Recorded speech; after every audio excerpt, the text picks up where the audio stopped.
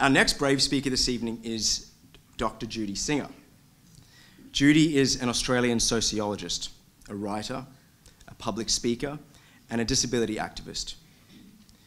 She is internationally recognized as being the pioneer of the global neurodiversity movement. In fact, she coined the term neurodiversity. Many of us owe her a great gratitude for bringing to the forefront of her work something that empowers millions.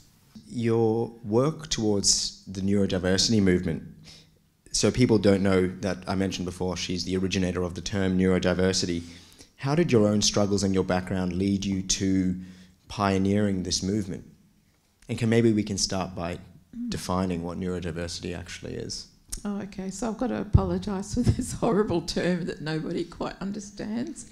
And I have to say that I actually just had an aha moment and thought, oh, what a perfect word, never thinking twice about what it even meant.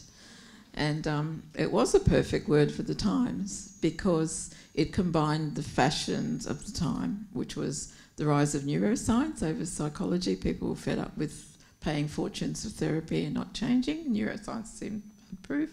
And the green movement, diversity as a desirable thing for any ecosystem. And I thought, why not put them together?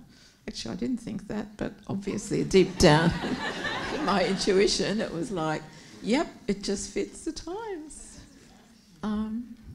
So what does it mean? It means, well, it's a fancy word for all humanity, but don't tell anyone that because... But what it doesn't mean is it's not a disability. So I noticed that when what they wrote about me, that I was going to talk about my neurodiversity, and I've got a very bad case of neurodiversity. No, it's like, you know, Joey the kangaroo's got a bad case of biodiversity. No, it doesn't mean disability. But basically, I didn't define it, but I'd said what it was for. I wanted to name a social movement for in the mould of the women's liberation movement and the gay liberation movement, for people who were neurological outsiders or neurological minorities, as I prefer to call them now.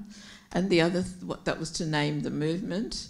And the other thing was to add to intersectionality, because in those days, disability was just physical, intellectual, and mental illness. And that wasn't us.